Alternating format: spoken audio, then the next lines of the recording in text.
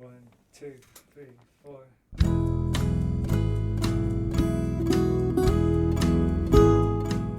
Hello, you're listening to the SKYLIT Books podcast series. We are a general interest independent bookstore located in the Los Feliz neighborhood of Los Angeles, California.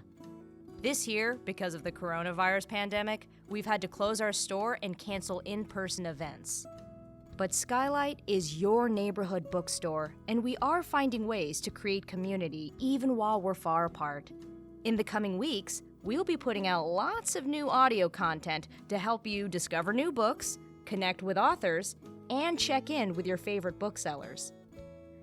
To learn more about how you can help keep SKYLIT alive, please visit our website at skylitbooks.com or check out our social media accounts on Twitter and Instagram.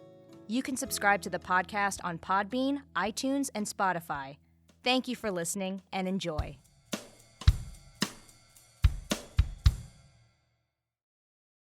Hello, my beautiful listeners, and welcome to SKYLIT. This is a SKYLIT Books podcast, and I'm your host, Lance Morgan. Today, we're welcoming William J. Simmons to read as he reads from his new book, Queer Formalism: The Return, and being in conversation with LA writer Emily Wells. Thank you so much. Before I formally introduce them, though, I want to remind you that SKYLIT Books is now open for limited browsing from 12 with a limited capacity from 11 to 7 on the weekdays and 10 to 8 on the weekends. So please bring your masks and practice social distancing, but come on by. We also offer curbside pickup and online ordering on our website, skylitbooks.com. William J. Simmons is a writer and curator based in Los Angeles and New York. He has a degree in art history and gender studies from Harvard University and the University of Southern California. He's working on his first book of fiction, Atlantic Terminal, a novel. So welcome, Emily and William. I'm so happy to have you both here today. Thanks for having us, Lance.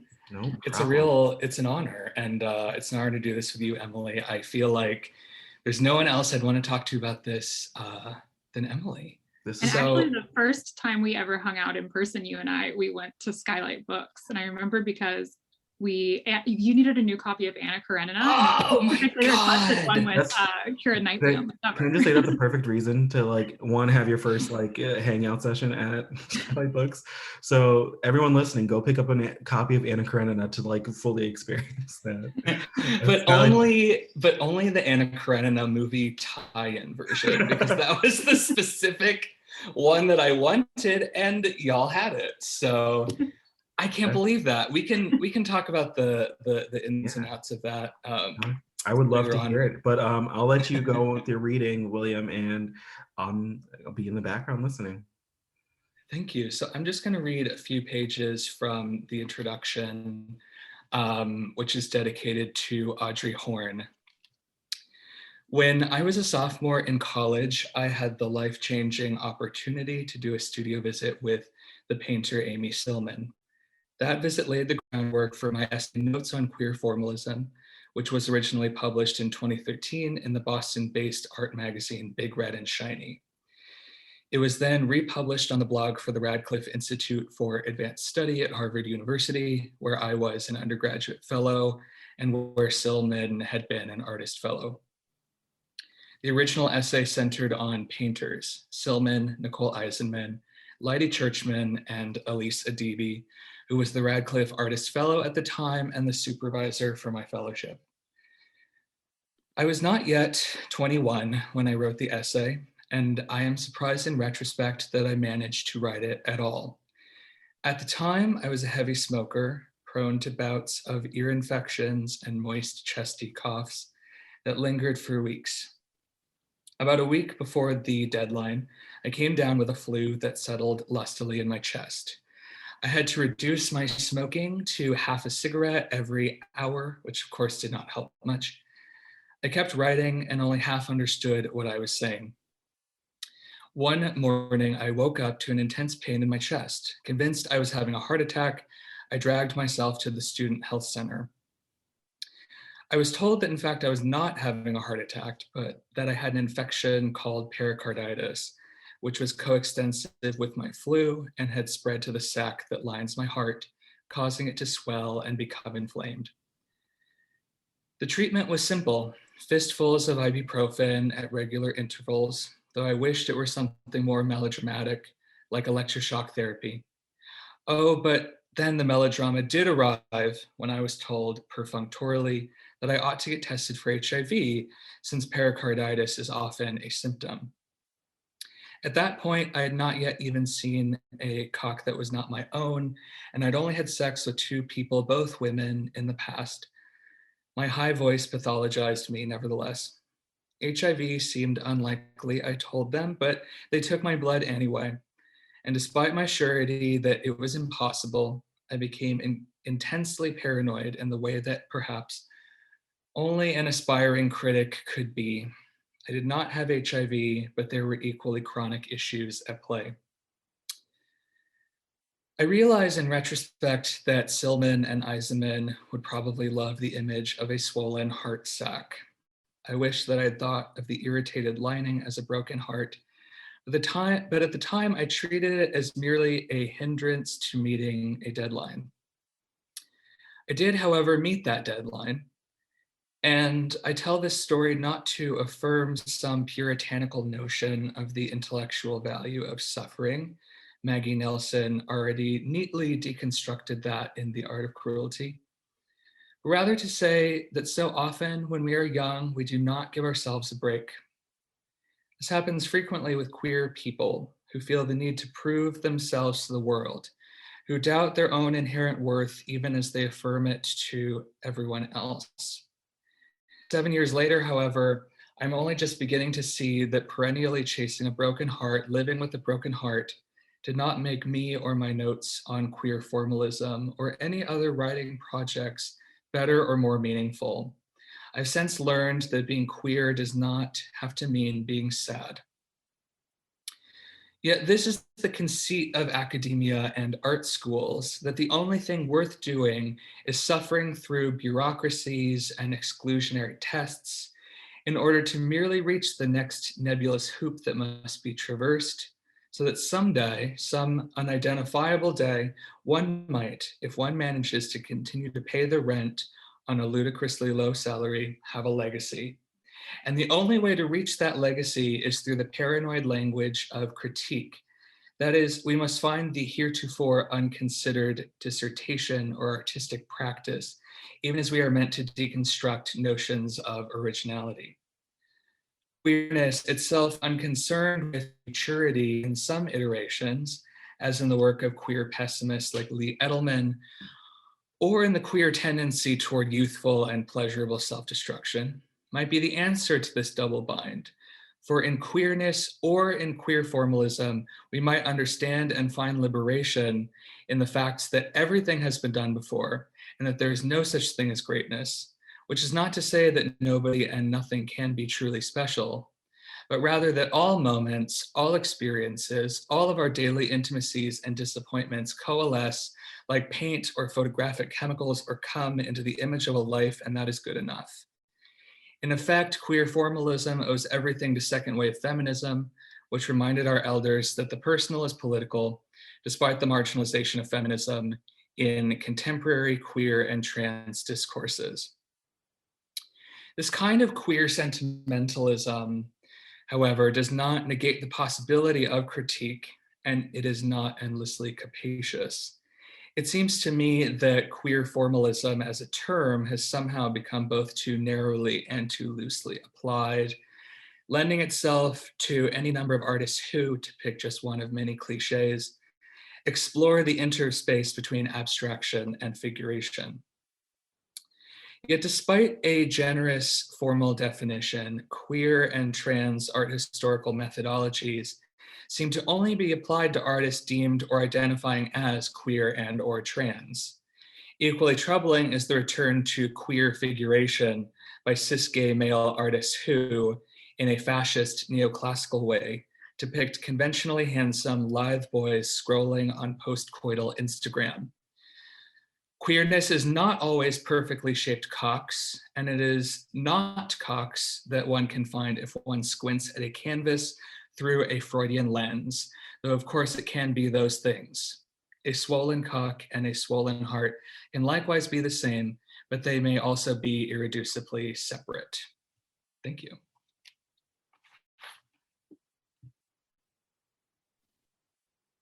Thanks for that, Will. I love that you opened with the introduction just to kind of introduce the concept of queer formalism to readers who might not be as familiar. So this book is actually a follow-up to the essay that you originally wrote, which kind of offered these ways of thinking about queer and feminist art outside subject matter and then outside the critical, complicit, and abstract representational binaries. How would you briefly describe what this looks like to somebody who's not as familiar? That's a great question, because what I wanted to get across, for me at least, it's changed a lot since I wrote the original essay, which, you know, y'all can find on Big Red and Shiny's website. Because back then, for me and for a lot of folks, I think it was largely painters who are working in this quasi-abstract, quasi-representational mode. And in large part, it was queer women. And actually, one member of that group of the originals does not identify as queer, and I talk about that in the essay. But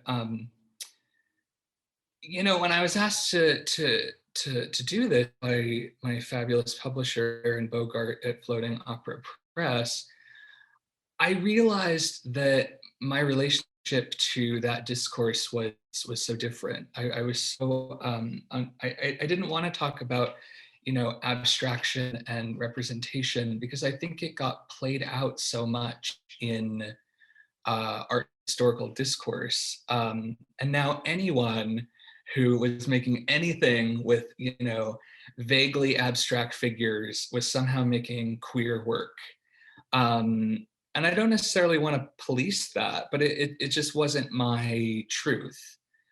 And so in this new iteration, I think I see queer formalism more in terms of attachment. I see queer work being more about how you attach to it, and the sort of hysterical attachments one might have, a term that, Emily, of course, you're an expert on, not because you're hysterical, but because of your forthcoming book. But I think, yeah, now I'm not even so much interested in subject matter, no subject matter, abstract representational, because, you know, honestly, art history ruined that. And as it does a lot of things, but now I'm interested in attachments. And, you know, your question also gets me thinking about, you know, yeah, it's really about a queer choice, almost like a queer ready-made, that anything that one connects to in a queer way, you know, what Eve Kozovsky-Sedgwick might call an excessive way, that's a queer attachment, and therefore that's a queer artistic practice, that's a queer relationship, rather than trying to decode whether or not a blob has a penis, which I think was very much what we were talking about in 2012, 2013. And that's no longer of interest, really. Does that help a little bit? Totally. One of the many quotes I wrote down to talk about to this end, you said, more than anything, I think queer formalism is not a style or movement, but a necessary and reckless and activist and reclusive and informed and blithe state of free association that springs forth from the simultaneous love and skepticism that non-normative bodies cultivate in order to survive, which I thought was so illustrative. I'm teaching this class right now on kind of like emulative writing, and we just did the White Album, which of course I'm really dating myself by assigning Didion because these college students have never heard of her. But right. we talked a lot about style coming forth through free association, or the connection of events that aren't necessarily immediately evident to a reader. And that was something I thought that you were kind of putting forth as how to do criticism, but also really modeling it for the reader in this text. Oh, thank you.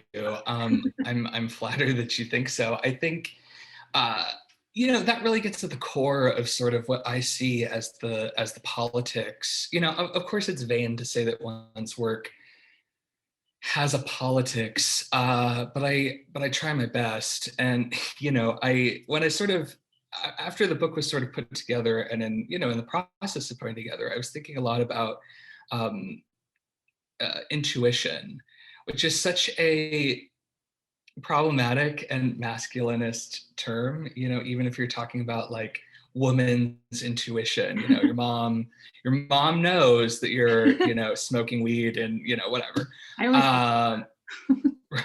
It's, they eyes in the back of their heads, et cetera, et cetera. But this problematic concept of intuition, and maybe free association is the better term, because what I see as the politics here, as I conceptualize it, is, I think about my path as a former academic, and I know that you have a lot of experience in this too. Academic session conversation right now. Right. I mean, it's a, what it comes down to is a process of people telling you not only no, but that your ideas are not, are in some way defunct.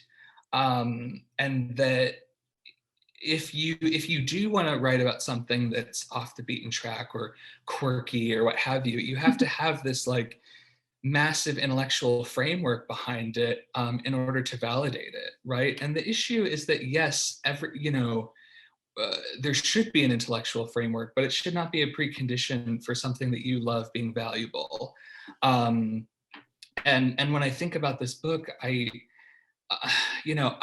think about my former students, many of whom have taught me so much over the years. And I just think about, I want to create an environment wherein their sort of intuition, as it were, is valued, or even more pervasively, that they're allowed to have an intuition at all. Because of course, the history, as with most things, is that,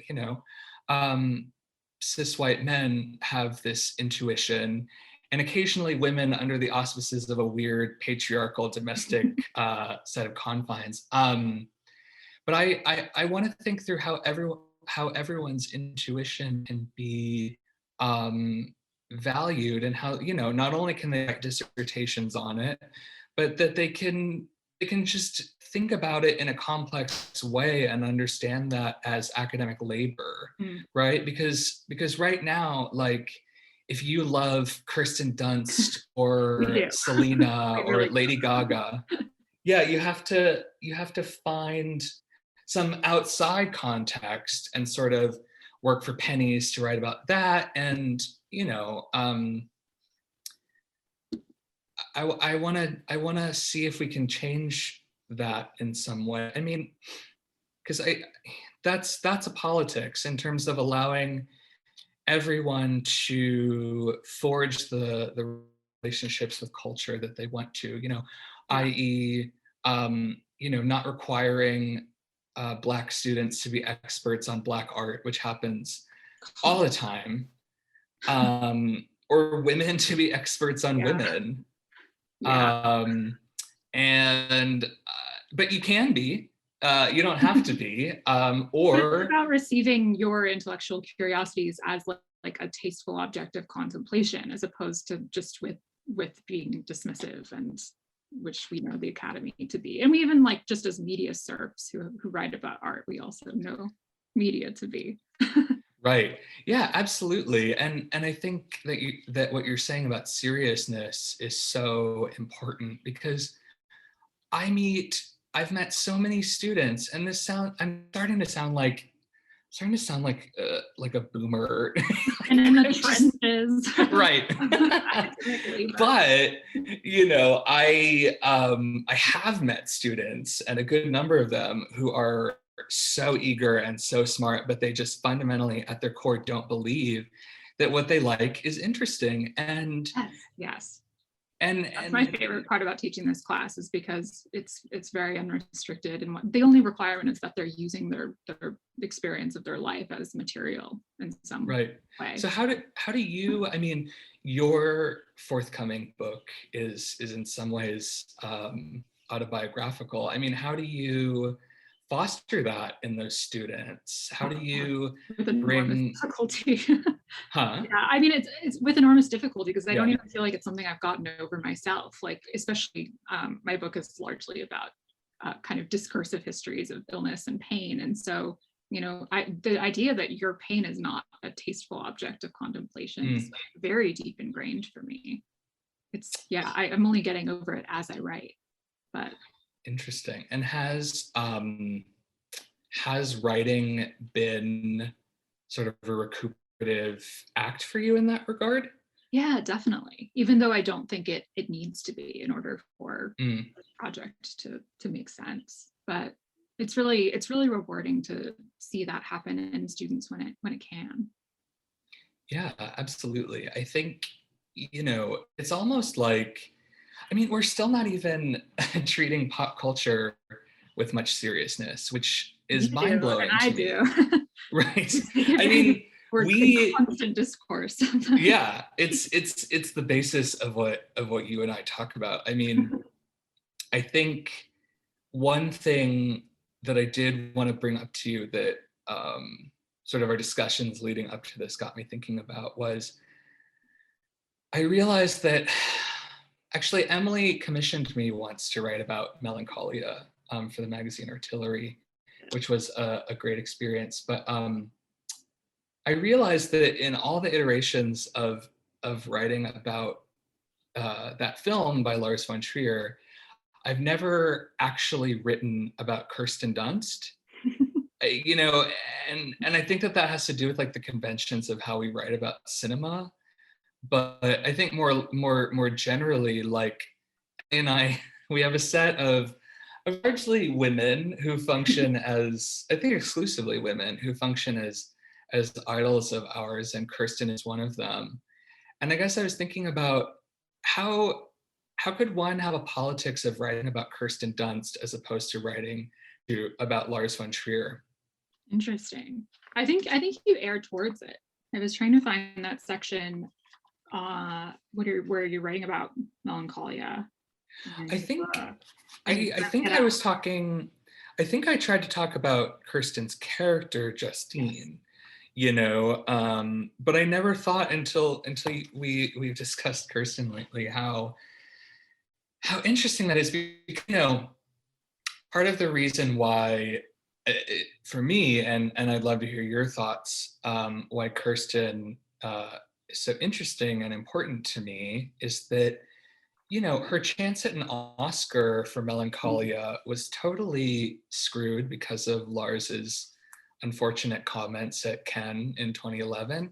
And ever since then, her sort of pivot to like prestige TV has sort of been met with like a lot of critical interest, but not necessarily actually getting any awards. And I should say really quick that I discuss Melancholia and Lars von Trier in chapter 2, which is called How Did It Disappear? And it's dedicated to Lana Del Rey and Laurie Simmons. But yeah, in the context of melodrama and kind of belief in the impossibility of belief. And yeah, because Kirsten, I think, wants to believe that she'll be recognized for her contributions to, you know, cinema with a capital C or television with a capital T. So, but is often, you know, thwarted in that attempt. And yeah, I wonder, what would that look like to sort of critically approach her as an actor, as opposed to the sort of narrative of that film? Interesting. I don't know. I like what you were talking about the other day, where you were like, I can tell a lot about someone by like what Kirsten Dunst role they're drawn to. Like if you're drawn to Melancholia or Virgin Suicides versus, I don't even remember what were the other ones. But Diary of a Vampire. Yes, Diary of a Vampire. Someone said Fargo season 2, which I've never watched Fargo.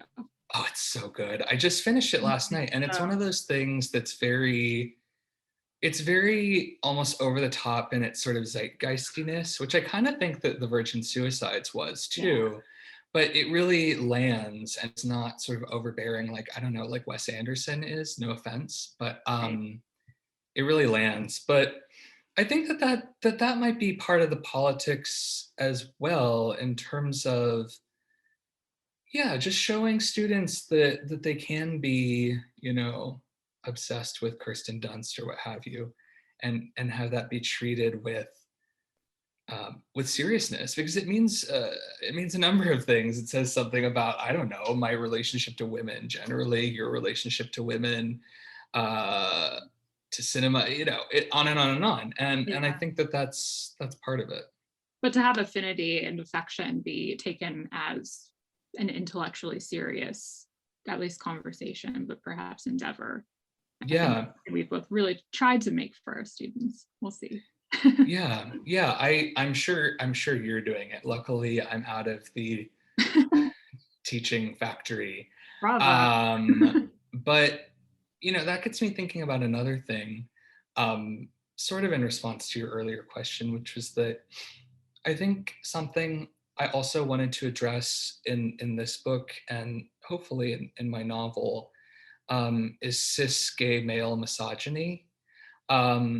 Because I think a lot about this over-identification with women, specifically, you know, the gay generation that sort of raised me, as it were, you know, in terms of gay men of a certain age who are obsessed with Judy Garland, or if they were really hip like Amy Winehouse, or, you know, any Betty Davis, any number of things. And I wanted to get at the core of that, and I wanted to make sure that my medium was not diva worship, because I think other people do that better. But also to point out that diva worship, even my attachment to Kirsten Dunst, Lana Del Rey, Lady Gaga, whatever, you know, diva worship is a form of misogyny, of gay male misogyny, because it's founded on the violation of women, and its medium is violated women. So I think that's what I wanted to sort of get at with the section on melancholia, and the section on, or the introduction on Twin Peaks, and naming it after Twin Peaks: The Return. I think that's something that I really wanted to point out. Yeah, and I think that ties in with what you were saying about attachment, because in the opening, you say that queer formalism is this desire to attach and reattach to kind of elements of culture that we call problematic, and we do so anyway, right? Like, whether or not they're problematic has nothing to do with the way that we attach to them. Mm-hmm. Yeah, absolutely. I mean, I think that you and I have both canceled a number of things. Or we love things despite their cancellation. Right, right, exactly. I mean, the other night I actually rewatched Dancer in the Dark because your book mentioned it, and I hadn't seen it. Oh no! I'd totally forgotten. I was not prepared. I'd totally forgotten just how unrelenting and you know, despair. It's so much. But I was telling people about it at this distanced dinner party. Mm-hmm. And they were like, oh yeah, I can't handle Lars von Trier. It's just like the abuse of women is all it's about. And I'm like, wow, that's crazy. I never would have thought that, but it's obviously true. I love that. What did you, I love that. What was your thought process prior to that in terms of his relationship to women? Oh God, I think it's exactly what you're describing in this text though. It's like, attachment to this oftentimes problematic thing, wanting it to love you back. Love is requited sometimes, it's not others. And even if you know, you can see, as you very eloquently go through in the book, like, I'm not actually excusing the problematic elements of this, they just have nothing to do with my navigation of it. Well, thanks. I think that's a very elevated reading. Yeah, I mean, thank you. I think No one's actually, again, probably because of my cis male privilege, no one's actually like critiqued my relationship to Lars von Trier or to David Lynch, who I've written about a number of times. Has anyone critiqued your relationship to Lana? Oh my God, my relationship to Lana. Well, because she's, you know, we'll have to save her for the end maybe. But I think, you know, because yeah, Lars got Me Too'd, and what Bjork said that he did to her was unconscionable. Which I totally and forgotten about. And I know I watched that movie, and then I was like, oh, that's right. This was like so traumatic for her that she like stopped acting. Right. And but it went so, it was weird because when she made that announcement, it went so under the radar. And I think that's because people who like Lars von Trier are boys who, you know, don't necessarily give a shit about Me Too. And that's so funny because I think of him as someone that like all my girlfriends are like, we watch Melancholia. Well, you and I watch Melancholia once. I think you have cooler friends than I do. Because, you know, if you get a drink in us, we'll tell you a story about the time we forced someone to watch Melancholia. And they were not ready. They weren't ready. Because there is something very feminine, you know, with a capital F about his work. And he often describes it in those terms.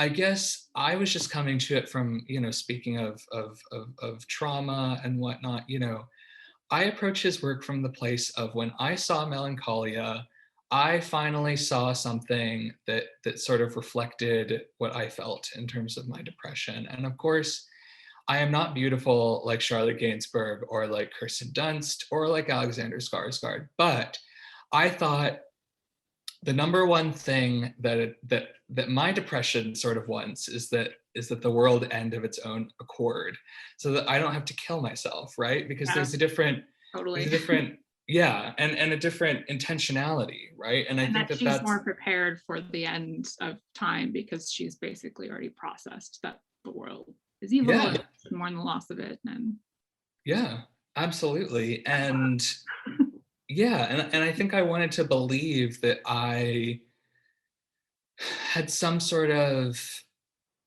that I could make it through a disastrous situation like that, because when you feel this way in any number of iterations of depression and anxiety, you feel like it is the end of the world constantly, or you want it to be the end of the world constantly. And I wanted to believe that I could be beautiful and poised and sort of dignified in face of imminent ending. And we all want to feel like we're able to be dignified in the face of that. Yeah, absolutely. And of course, you know, but that, you know, that's exactly, I think, what Lars was getting at in terms of his comments about fascist art, because that desire for dignity in the face of disaster does connect with fascism in interesting ways. But, you know, at the end of the day, I was just like, I need to, again, process this film, this experience. I've really only seen it, I think the time you and I saw it maybe was only my third time that I've seen it in its entirety. I mean, of course, I watched the Tristan and Isolde prelude. Like, that's one of my favorite pieces of music of all time too. It's just so beautiful. It's so perfect for that film. It is. What do you, I'm always puzzled by it because I don't know a ton about music. What draws you to it? Opera. Oh God, I don't know. I don't speak eloquently about music. Is something it's hard. I've been deeply affected, but it's pain is rather resistant to linguistic description. Right. Well, no, that's sort of what the last chapter is about a little bit. That's dedicated to my boyfriend Felipe Nunez and Jessica Lang, where I sort of mentioned briefly that I dated or something a composer, and that I was always very angry that he had this set of knowledge that I couldn't really access, in terms of talking about. I love that though. I love like the intimacy of coming to know someone when you speak different languages about.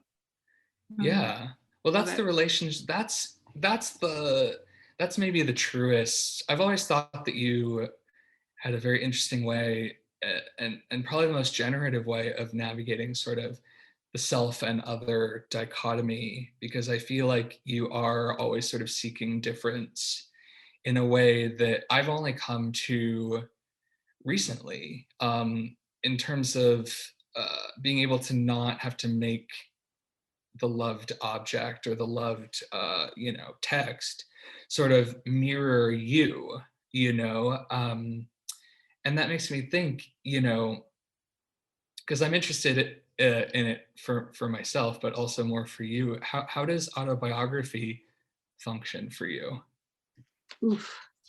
It's it's so Sorry, so you didn't know you'd be on the spot too today. I don't know that I'm gonna be able to or will keep like writing about myself after this project, because it feels so kind of defined by paradox and like incongruousness. And I'm writing about hysteria, and particularly, Lacan's idea of hysteria as something that's not an affront. It's like the hysteric can uncover new lines of inquiry through their dissatisfaction with life and the kind of mental dichotomies that they're able to hold, and that becomes generative. But I don't know, I guess that's how I ideally see how I'm writing this book, but I don't know that that will adapt to many other things. Well, when I got to read, the introduction and first chapter, maybe, I think, again, the self and other issue, I thought that you did such a spectacularly interesting job of sort of mediating the personal and collective, right? Because, we are in this moment of sort of the fad for auto theory. And I think a lot of it, even some of the things that we really cherish, some of the texts that we really cherish, ultimately come down to a performance of one's access to knowledge because one went to a high-powered college or whatnot. Which of course, people do, I did, we do, but I thought that your approach was really fabulous in terms of making the personal more expansive, but not to the point where the only point of connection is theory. There were definitely moments where there was a connectivity being made between you and the audience or what have you. Oh, you're welcome. That wasn't just based on academic performativity. It's hard because nothing feels less like living in a body, a flesh prison, than theory, but right. also like what we have to try to describe it to other people. So right, because that's all we can do, is because all we can do in a certain sense is describe, even though that's very much not what you're supposed to do in academia in a certain sense, because description is just one level and underneath that is the truth of the text or whatever. And there is something empowering about just the act of describing. I mean, even these sort of the occasional autobiographical element in my book, it was so it was really refreshing to write, and now it's pretty much exclusively what I do. I don't know that it's quite to the level of some authors where everything that they write is about themselves, but maybe that is what it is at the end of the day, that everything we're doing is just a drawn out autobiography. Yeah, you touch upon that early on in the text. I like that part. You're saying, oh yeah, I think it was in response to where was that page? I think it was chapter 2. Emily, you are such a good interlocutor, because I don't remember these things. Not because I I don't want to perform a lack of knowledge because that's so boring, but just that I honestly think that most pieces of writing that I'm proud of, I do feel traumatized by them at the end. Oh, And yeah. I don't want to look at them again. Have you Oh my God, it's experienced that? horrible. Absolutely. I feel like I've experienced it for so long. I'm just really eager to be done with this book so I can even stop having to like read it myself. But Well, that's I perhaps hope not the most generous. I hope that happens. Relating to your readers. I Oh hope yeah, that here we happens go. too. It was later, page 42. You say, we still know, no matter if we radically invest in the cliches of interpretation or reject them. Loved that because I get very into Sontag on interpretation. Mhm. But in some sense, the process of articulation is fundamentally lonely and disconnected, one marked by a profound inability to speak to anything but one's own self. Maybe this is what queer and feminist art history teaches us, that all history is essentially autobiography and nothing more, and that is more than all right. What a good reckoning. I did say that. I did say that, and I'll tell you, and Emily has been my editor on numerous occasions, and is a fabulous editor, and I think I owe a lot of my writerly self to you, but I think at multiple times in my career as a writer, I think I was made to feel ashamed for writing about myself, which I've had artists who are like who were disappointed that something wasn't enough about their work and that it was too much about me. And of course I that always love those pieces though. I love when you have like something you've written. I don't know, maybe this is a stretch, but sometimes it feels like more honest than like straight criticism to write something in response to the work with the way that you've been affected. Those are always my favorite like texts for gallery shows or like when someone has a creative response as opposed to just like an essay about what they think the work is doing, interpreting it. Yeah, well, I think you're right. And I wanted to emulate people who do that well. I think someone who does that the number of art critics that I care about is so it's dwindled by the years. It's Amy Silman, who identifies as an artist primarily, but writes amazing art criticism. Of course, when you write, Rarely now. well, yeah, we gotta scared out of us through the years. Yeah, it's rough, but I love Jerry Saltz, and I love Roberta Smith, and I love Julia Kristeva, of course, but she's not an art critic. But when she writes about art, but it's just art criticism these days is so boring and so it's not even undemocratic because it's like the nomenclature that's used is so empty. It's not even like there is any sort of exclusionary taste level or something. It's boring. Art, a lot of ads for, well, a lot of magazines. I was about to drag someone by name, but I won't. A lot of magazines, their review sections are just regurgitated press releases written by women. Yes, like I know. it's like boy. Not long ago. Yeah, I mean, it's like boy art critics, and they go to Gagosian or wherever, and they read a press release, and they just move some words, and inevitably, it was an underpaid woman who wrote it. Yeah, or like they add a vague speculation about intent, which, like, to be honest, I don't care about, and I don't really think that needs to be there. Right. Yeah. I mean, intentionality is such an important part of this that I'd love to hear your thoughts on. Because I mean, I can't count, but I'd say a majority of the artists I have in here do not identify as, well, maybe half and half do not identify as queer. I think Kristen Dunst resolutely does not identify as queer, but that's okay, sis. Right. I mean, because yeah, it is about that relationship, but sometimes I wonder if you've come across this. I wonder about, oh, this is so good. I want to hear about your about your Carolee Schneemann piece, the last interview she ever gave, rest in peace. But the reason I bring it up is because I think when we attach, as it were, really forcefully to certain artists, I think that you imagine that their intentionality matters because you imagine that you're the one who gets it, right? Like, yeah, it's funny because I'm so resistant to that, but like absolutely to that with Carolee, who I'm deeply attached to and deeply affected by her work. And yeah, totally. Yeah, because you want to, I think it is maybe an academic holdover. Like you want to believe that you're the only one who, like an archaeological find, right? That you're the only one. Really gets it. Yeah.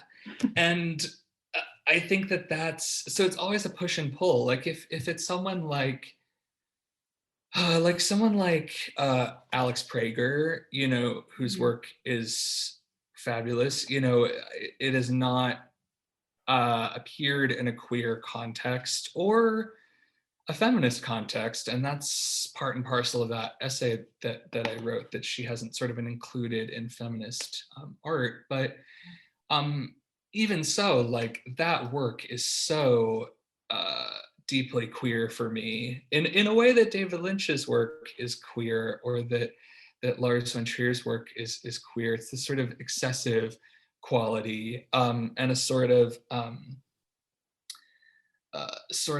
some sort of shadow lurking in glamour, you know, all these things that, you know, that queer people are drawn to, or maybe it's just me. I don't know, but I do think that part and parcel with intentionality is sort of categorization too, because, you know, the essay, it's chapter 2, How to Disappear, that's dedicated to Lana Del Rey and my mentor Laurie Simmons. But that essay came from a very academic wondering or questioning about why certain women artists were included in queer and feminist art and others weren't. And I think the paradigmatic example of that are Alex Prager and Sally Mann. And, you know, Sally's work was very much dealing with these culture wars issues of motherhood and sexuality and what have you, but she's never included in those histories. Or even, you know, I wrote like a you know, essay that was supposed to be a journal article, but like I don't have time, about how she's left out of histories of censorship because her work was censored on I believe it was the T Magazine supplement, where her daughter's chest has one of those black bars across it. And she's not included in these histories, I think in part because her work sells for a lot of money, and she's reached a certain level of fame. And so we assign an intentionality to her that she's unserious or that she's only in it for the money. And that's almost a point where you have to be like, maybe intentionality does matter, because ascribing that intentionality to women artists happens all the time. And it's something that needs to be deconstructed. Yeah, I think you elegantly sidestepped in this book. Like when you say that, okay, we're not going to talk about like we're not going to use the content as kind of the qualifier for if something is queer. We're going to kind of navigate in this more nuanced realm of attachment. And I think that is perhaps a more generous space in which to consider intentionality than, does that make sense? Yeah. I hope it functions. I hope it functions that way, because again, it gives more people more room to write about what it is that they want to write about, whether, you know, it is a queer student or student of color who wants to write about, you know, queer color artists, or, you know, any number of ways to identify, either they can sort of write about, it comes down to being able to write about and love whatever you want, and not sort of have expectations placed on where those attachments lie, or requirements, because I see that so often in how we teach young people, and I'm sure you do too, a sort of a weird paternalistic nod to quote unquote diversity. But of course, that's not the issue. The issue isn't necessarily, it's in part expanding the canon, to include more queer people, more women, more people of color, et cetera, et cetera. But it's also about widening the imaginary for how we can sort of think about the canon. Yes, definitely. And that's so much, I mean, we've talked about this a bunch, but I feel like it's, it's worse in other kinds of journalism, I guess, but it's definitely still there in kind of more conventional art writing, where there's this language that presumes objectivity or performs objectivity when we're dealing with affect and attachment. It's just absurd that you would even try to perform that, because it's so clearly not. Right. And I think we have to wrap up, but I think that has everything to do with another form of gatekeeping, right? Because it's like, say a young person has sort of queer idol that they love and you don't get it.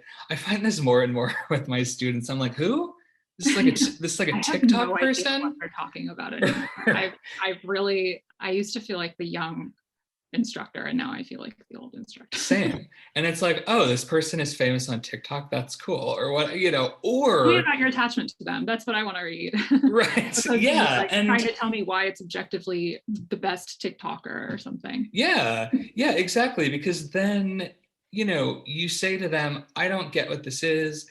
I don't necessarily know how to build a theoretical framework around it, because I don't necessarily know that Foucault has anything to say about TikTok. But he would.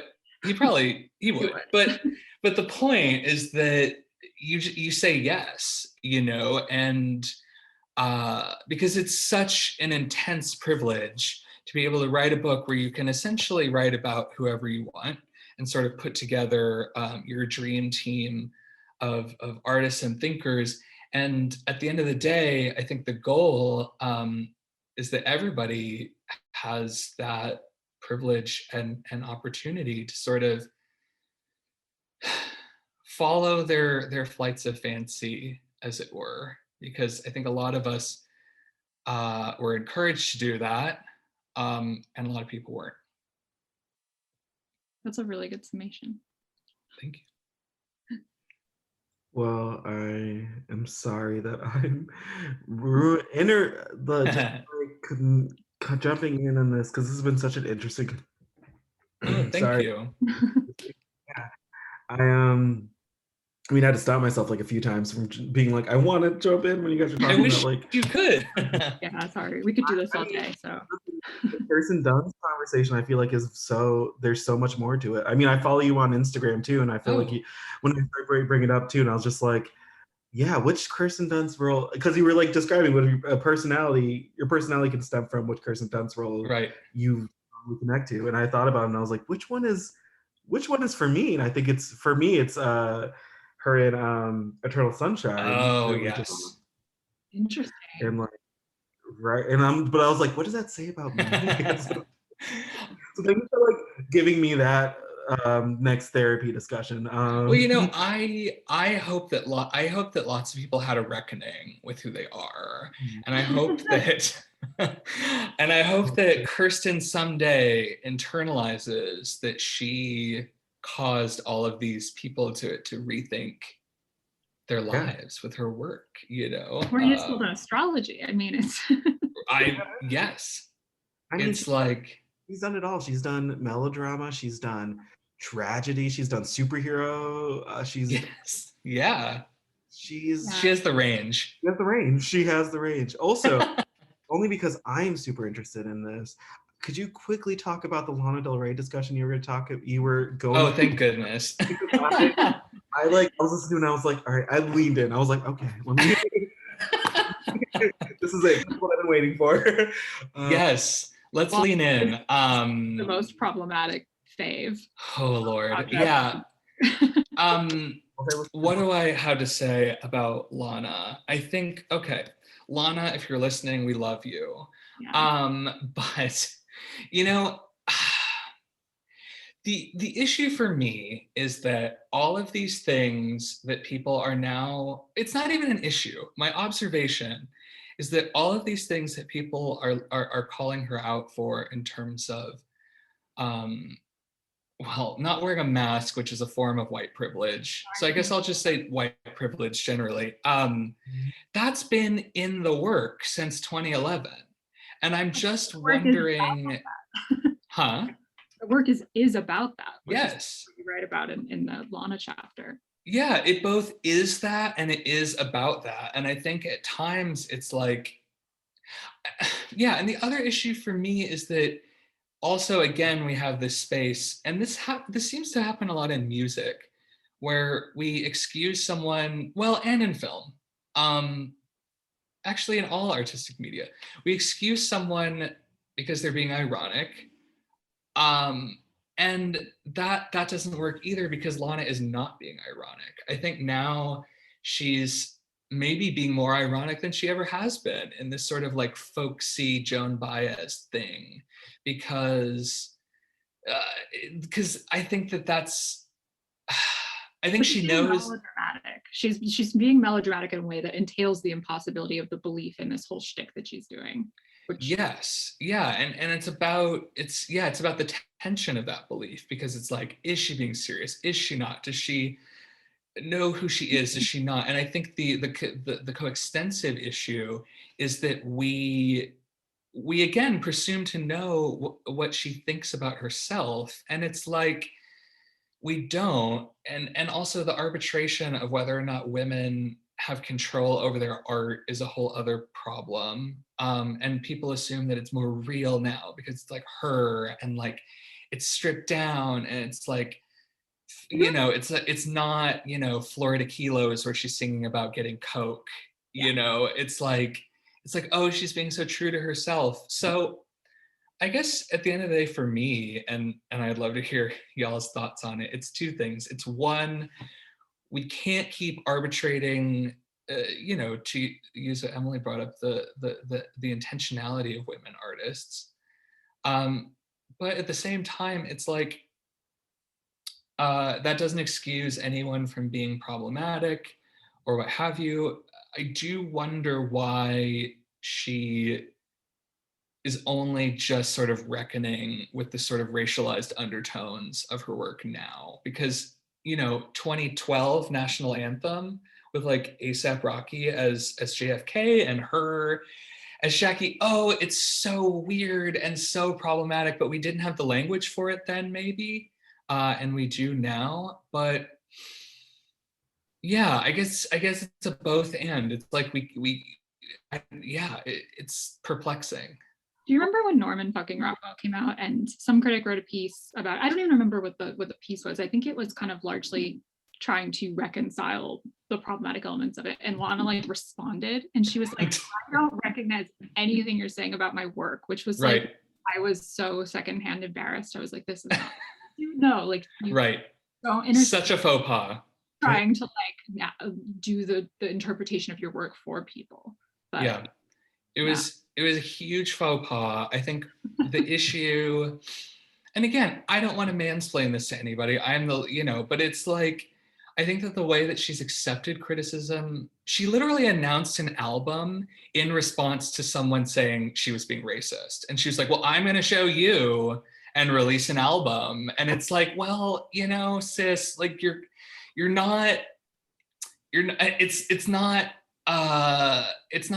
not a good look. To just keep doing what she's doing and stop intervening and like stop. Yeah. Yeah, or just being like, I'm sorry, this was my experience, this is just the way it is. I apologize. I'll try to do better.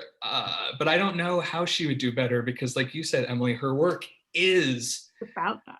it's about these things. It's about the patriarchy. It's about race. It is a sort of racist, nostalgic, imaginary. Now it's sort of like a white indie folk girl, sort of fragile. Oh, look, I'm so misunderstood and beautiful. My partner's never heard a Lana Del Rey song, and he once identified her, like when he was out on a walk. He was like, "Oh, I just saw that pop star you're obsessed with. No. She was driving in a convertible, and she looked really sad." What's wrong? Let us help you. I mean, yeah, I don't know. It's like I can't cancel her because that's another thing. It's like I can't cancel her because I love her music, and it got me through some tough shit, and that is white privilege too, being able to sort of hang on, again, to use these sort of tactile metaphors, to hang on to what it is that you love. Because I think for a lot of people, what one sees, it's not even that you don't see people in culture who are like you, but it's that culture is constantly failing you in various ways. And not only not showing you, any number of representational things in terms of people like you on screen, but also just that the culture itself is sort of prone to disappointment. And I don't know. I think disappointment has a whole other racialized and classed and whatever component, but I wish the best for her. Doing white drag once, which was a really useful moniker. Yeah. I could see that. Yeah. Yeah. Did that answer your question? I think that was a beautiful ending. I mean, I feel like thanks. that was just a great way to end this off. I mean, I always just love a discussion about Lana and her problematicness and her. Here's my question. Who is her? Well, I don't want to call anybody in particular. I think we already have, but who is her manager? Who is her publicist? They are out to lunch. We'll do it if she's looking. Do it. Please hire us, mother. Please hire us. I feel like there's a sense of her though, maybe managing herself. You know what I mean? Like, right. She has too much control on her own image in a way that's like hurting. She responds to things where it's like, why are you responding to this? Like, yes. don't. Right. Don't like because no manager would let her have an iPhone. Like they would right. Here's an iPod Touch, have fun. Have iPod Touch, yes. They like wouldn't let her like I mean, yeah, let her drive around in her convertible and look sad. Don't go online. Yeah. That's all you need to do. And that's what we all want. All those, the rest of us, the media serfs who are like condemned to be online forever. We want to all be driving around in a convertible looking sad.